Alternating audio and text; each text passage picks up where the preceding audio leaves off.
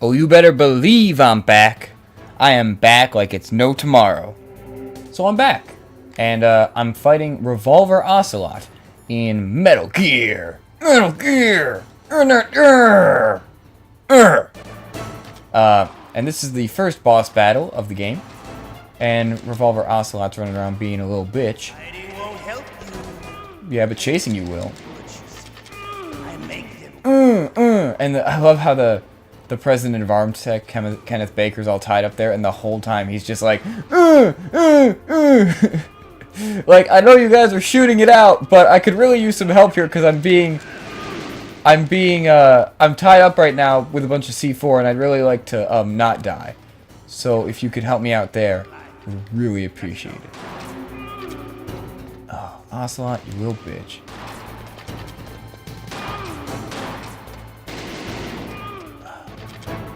I gotta shoot you all day, you bastard. You better hurry up.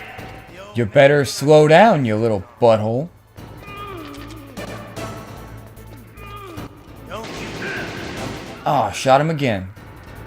Right in the face muscle. I'm gonna run out of a bullet, and then I gotta grab some more.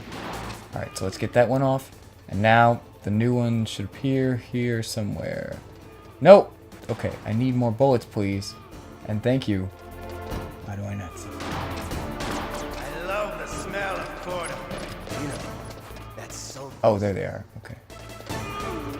Can I walk? But to you, it'll be the smell of your own death. Ah, just gonna ricochet him like that? You little bastard. Don't chase me down. I'll fucking chase you down. Yeah, more bullets. Okay. I'm almost got him, too. And he's reloading. Nope. And I can't shoot across that way. Because even though Revolver Ocelot's not hitting any C4, I know I will. Because I just have that kind of luck. What's up, bitch? This is one of the easier boss battles, in my opinion. The hardest one, in my opinion, is the Gray Fox battle, which comes later. God damn it, Ocelot. Just stand still for like 2 seconds of your life. How about that? Got him.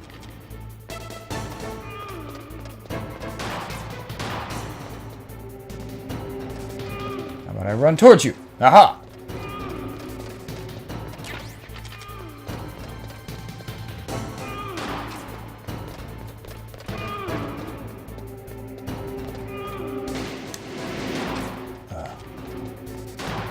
What a dick. Oh, my phone went off. Who's texting me? Don't be texting me, Brennan. I'm busy.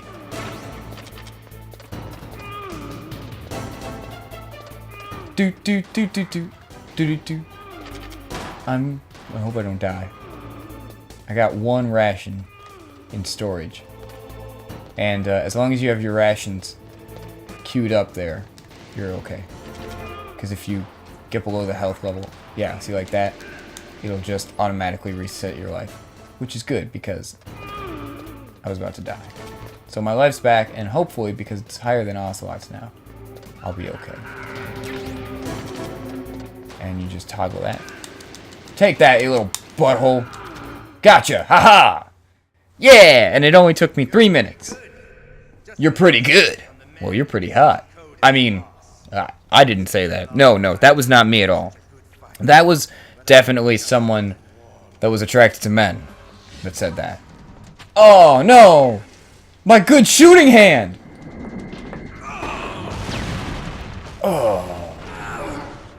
Oof, Subtitles for getting hurt are always funny, no matter what. There he is! The better character of this game. I mean, like, in the order of good characters, it's like Solid Snake, and then Gray Fox is, like, right there. I like you. I have no name. I mean, I kinda do. That exoskeleton. Look at those shots. Oh, and that freaking eye. Oh, he's so cool.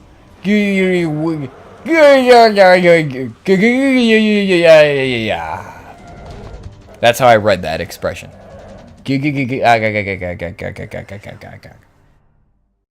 Okay, who's dropping texts on me? Oh, it's not Brennan, it's Spencer. Who are you? I'm not one of them.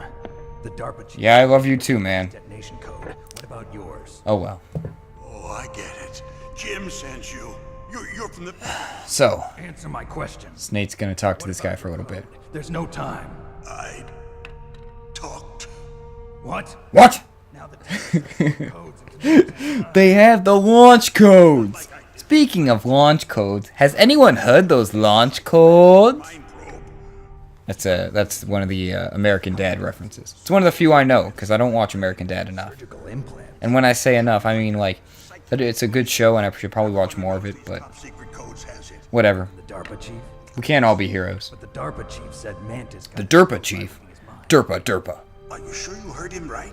Have you ever seen Team America World Police? Incredibly racist film, and incredibly stupid. But at 2 in the morning with your best friend in the basement, that movie was so funny. It was on Comedy Central during the uncensored hour, the time when they can show uncensored stuff on Comedy Central, and we were laughing our butts off watching that. Oh my god, it was so funny. And I think we were switching between that and the Spanish soap opera that's on Telemundo, I think, or Univision, occasionally, called La Rosa de Guadalupe. Oh my god, if you ever are flipping through the channels and you see La Rosa de Guadalupe on your guide, watch it. It is completely worth it. It is so poorly done in terms of, like, filming and, like, what they have the characters do. It's such a bad... It's like a soap opera, but it's so bad. And, like, you know, there's bad Spanish soap operas. This one's, like, god-awful. And it's so funny, because you know that it was, like, a Spanish soap opera that was clearly made in America by, like, Americans that thought this was what the wanted to show that this is what their opinion of Spanish soap operas was. Oh, my God. Who does that? There was one scene where this girl's dad found out that she was dating this guy, right? So he walks in on her and this guy who are, like, making out or whatever in the room, right? And the dad sees them, and he has a heart attack, right? And he's having a heart attack, and he falls on the ground. And I'm joking with my friend, and I'm, like, making subtitles for them, because we can't understand what they're saying. It's Spanish. And I say, oh, he's having a heart attack. I know what I'll do. I'll run out of the room. As a joke, right? I said that as a joke, thinking that, of course, he'd stay there because the man's having a heart attack. You know what he does? He runs out of the room. Oh, my God. It was so funny. It was so funny. And just the little things, right? Like, me and my friend, 2 in the morning, you're so tired and it's so late that anything anyone says is going to be funny to you. Literally anything. You just say the word pudding and you're off, right? So there's this one scene where it's just the continuity of the stuff that's just completely off, and it's ruined because there's a family sitting down to dinner and the phone rings, and there's a phone clearly on the wall right behind the mom in the dining room, right? She gets up, walks right clear past the phone on the wall, goes into the kitchen, and picks up the cordless phone. It was just so bad. Like, you have to wonder, was the director watching it and just like, alright, go pick up the phone? No, not that! Oh, well, okay. I guess you can use that phone. Whatever. You know? I feel like it was directed by an American who was speaking English to these Spanish actors, and they were just like, yeah, okay, I don't understand what you're saying, so I'm gonna do the best I can with the script. And they just went with it, you know? Oh my god. It's so funny. And it focuses, the premise, it's called La Rosa de Guadalupe because there's always a family that, like, has some kind of hardship, right? And by some strange coincidence, literally every episode, that family that's going through the hardship gets a package in the mail or gets a statue of La Rosa de Guadalupe, the Our Lady of Guadalupe, the statue, who's the Virgin Mary, you know, that they saw at Guadalupe. But they get the statue through, like an aunt sent it to them, or they just randomly get it in the mail. It's so, and like, and then they put the statue there, and then they put a rose next to it. And the idea is like, as long as the rose is there, then Mary's there, and she's gonna help the family get through whatever hardship it is. And then once the conflict is resolved, the flower goes away, and then maybe the statue goes away. Maybe not. I don't think so. I don't think the statue goes away, but the rose does, to indicate like, all right, my job is done as Magical Mary. Have a good day, right? Oh, but it's so fun. There was one episode where there was these kids that were getting there was this kid that was getting bullied, right? But it wasn't by like normal playground bullies, right? No, these were by like gang kids that were dressed up as ninjas. I shit you not. These kids were dressed up as ninjas and beat the crap out of a child in like a playground or something. It was so unbelievably stupid. I couldn't stop laughing. So by all means, if you're watching television and you don't have anything to watch and you're flipping through and you don't want to watch another episode of Family Feud on Game Show Network, try to find La Rosa de Guadalupe. They typically show it in the afternoon when like all the usual soap operas are on, but they show reruns of it at like really late at night, which was how my friend and I found it, and it's way more enjoyable to watch it late at night because it's so bad and so funny at the same time. Oh.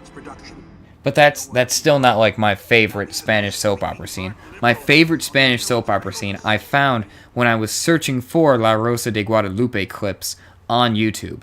And it's this clip of a woman, and so the scene is, there's a girl, a teenage girl and a teenage boy in a room, and the girl's in a wheelchair, and the boy leans down and kisses her on the cheek, right? Just on the cheek, right? No big deal, right? And then as soon as he kisses her on the cheek, this woman comes in, and she screams at the top of her lungs. I have no idea what she's saying, because it's Spanish, right? But she screams at the top of her lungs, and she runs in and starts, like, attacking the boy, right? With her arms, like, just trying to strangle him or something. And she's just yelling at him. And while she's pushing him and, like, trying to choke him, right, she bumps into the girl in the wheelchair. And I don't know if this was choreographed or not, but the girl in the wheelchair, she topples over the wheelchair. And the girl's laying there in the wheelchair, like, in pain because she just got knocked over in a wheelchair, right? And I don't know if she was paralyzed or sick or what, but she got knocked over and she's lying on the ground in this wheelchair, right? And the woman's still trying to strangle this boy, right? And she's screaming like some sort of banshee. It is ridiculous. And then I guess it's the girl's grandma and the crazy woman's husband or something who come in and they break it up, right? And the man pushes the crazy lady off of the boy. And the crazy lady gets bumped into a table. And on the table is, of course, a pair of scissors. And she shifts her hand over on the desk, or on the table, grabs the scissors, and then stabs the boy. Like, she just blatantly, flat out stabs the boy, right? And I'm just like, what the hell is going on? And she's still screaming like a banshee at this kid, all because he kissed a girl in a wheelchair on the cheek.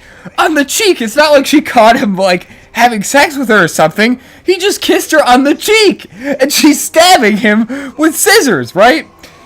And then they pull her off of him after she stabs him with the scissors.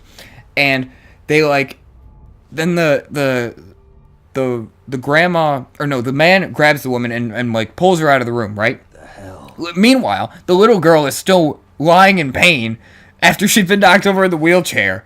And the grandma's, like, trying to help her, right? Well, the boy, who's now been stabbed, just staggers out of the room. Nobody helps him. Literally, nobody helps him. Dude's bleeding after being stabbed with scissors, and he just limps out of the room, and everyone's like, oh, let's get the crazy lady out of here. Okay, bye, and let's help the girl in the wheelchair. But you're bleeding? Nah. Screw you. Just keep bleeding. You'll be fine. It is so funny. So, I have it favorited in my playlist. Maybe I should share it on this channel. I probably won't, but definitely look up. Damn, I know the title too. Hold on, let me check. It's in my favorites, so I'm going to pull it up. A member of Foxhound? No. Are you sure? Yes, we have no one. 1 second. Is that right? Give me just a couple seconds. So I'm already over time, but that's okay, right? Okay, so that's over. All right, so I beat the first boss. Yay! I'm gonna give you the name of this video, and then we'll call it a night, huh? How about that? It's Quich haces pensando a la lisada. QUEHACES pensando a la lisida. LISIADA. And the uploader is Indo Silverpunk. And it's an 8-minute video, and all 8 minutes are completely worth it. So watch that in your free time. You'll laugh your butt off. Guaranteed. Guaranteed. Alright. So we're done with the first boss battle. And if you were paying attention to the cutscene, then more power to you. I've seen it a billion times, so I didn't need to see any more of it. But that's going to do it for me, guys. Be sure to like, comment, subscribe, share with friends. I always appreciate it. I'll see you in the next video.